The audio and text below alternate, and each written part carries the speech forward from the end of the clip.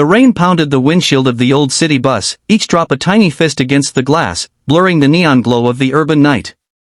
Marcus Tate gripped the steering wheel, his eyes heavy with the weight of a double shift. He was 47, a bus driver with 20 years on the route, his broad shoulders hunched from years of leaning into the grind. His passengers, a mix of late-night workers and weary souls, swayed silently behind him, lost in their own worlds. Then, through the storm's haze, he saw it, a flash of movement on the side of the road. A dog, limping, its fur matted with blood and rain, collapsed near a flickering streetlight. Marcus's heart lurched. He glanced at the dashboard clock, 11:43 p.m. He was already 5 minutes behind schedule. He shouldn't stop. He couldn't stop. But the dog's eyes, wide and pleading, locked onto his through the downpour. Marcus slammed on the brakes, the bus screeched to a halt, jolting the passengers. A few grumbled, but most barely noticed, heads buried in phones or hoods. Marcus didn't hesitate. He grabbed his worn jacket, flung open the door, and stepped into the rain.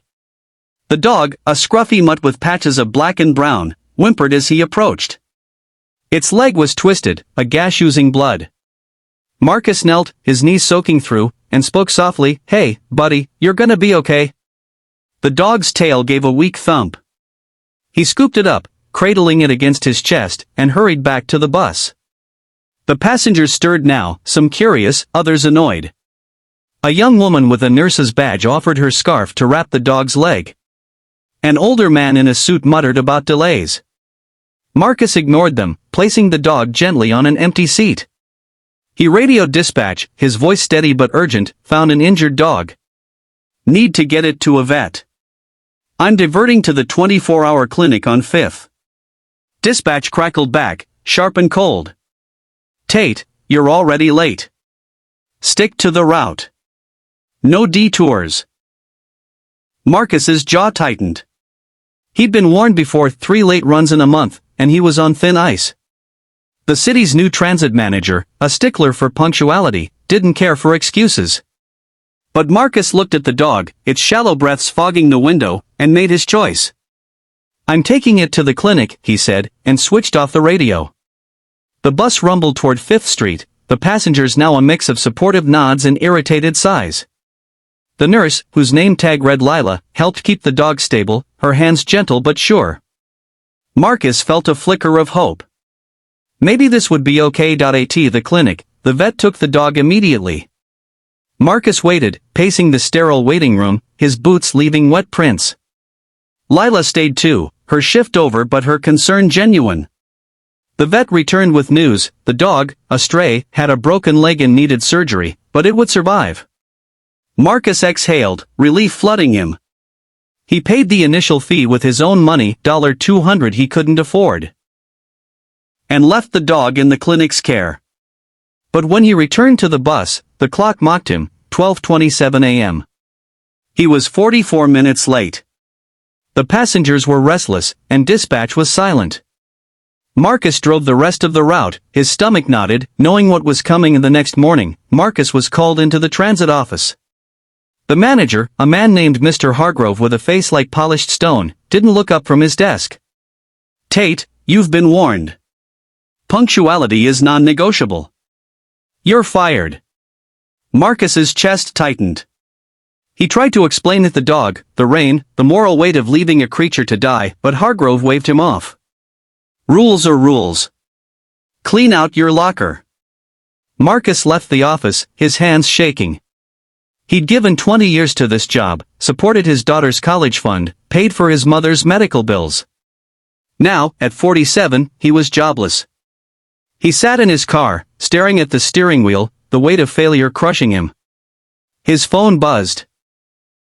A text from Lila, the nurse from the bus.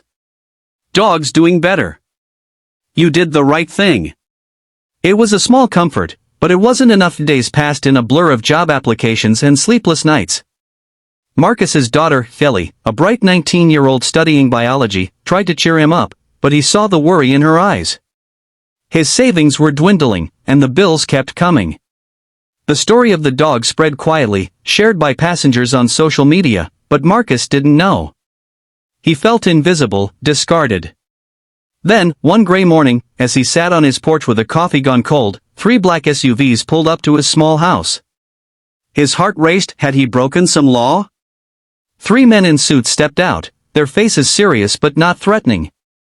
The lead man, tall with graying hair, introduced himself as James Carter, a local businessman who'd seen the viral post about Marcus's act of kindness. "Mr. Tate," Carter said, "your story moved me. You put compassion over protocol. That's rare." Marcus blinked, unsure. Carter explained, he ran a community outreach program for animal shelters and needed a logistics manager, someone to coordinate transports, supplies, and volunteers. "I want you for the job," Carter said. "It pays better than the transit gig, and you'd be helping animals like that dog every day." Marcus's throat tightened. He wanted to believe it, but doubt gnawed at him. What if he failed again? Carter handed him a card and said, "Think it over. But I know you're the guy for this." That night, Marcus visited the clinic. The dog, now named Rusty by the staff, wagged his tail, his leg in a cast. Marcus sat with him, stroking his fur, and felt something shift. He'd lost his job, but he'd saved a life. Maybe that was worth something. He called Carter the next day and accepted the job. The work was hard, coordinating shelter runs, dealing with budgets, navigating city bureaucracy, but it felt right. Lila volunteered at the shelters too, and they became friends, bonded by that rainy night. Ellie, proud of her dad, started a fundraiser for Rusty's surgery, which raised enough to cover the costs and help other strays. Months later, Marcus stood at a shelter event, Rusty at his side, now healthy and bounding with energy. The crowd applauded as Carter shared Marcus's story, calling him a hero. Marcus blushed, uncomfortable with the praise. He wasn't a hero, just a man who couldn't look away from suffering. But as he looked out at the faces, Lila, Ellie, Carter, and dozens of others who'd rallied behind him, he felt a warmth he hadn't known in years. The challenge of losing his job had broken him, but it had also opened a new path, one where his heart and his work aligned. He'd faced the fear of failure, the sting of rejection, and the uncertainty of starting over. And he'd come through. The story's message lingered in the air. Sometimes, doing what's right costs you everything, but it can lead you to where you're meant to be. Marcus wasn't just a bus driver anymore. He was a man who'd stopped for a dog and found his purpose.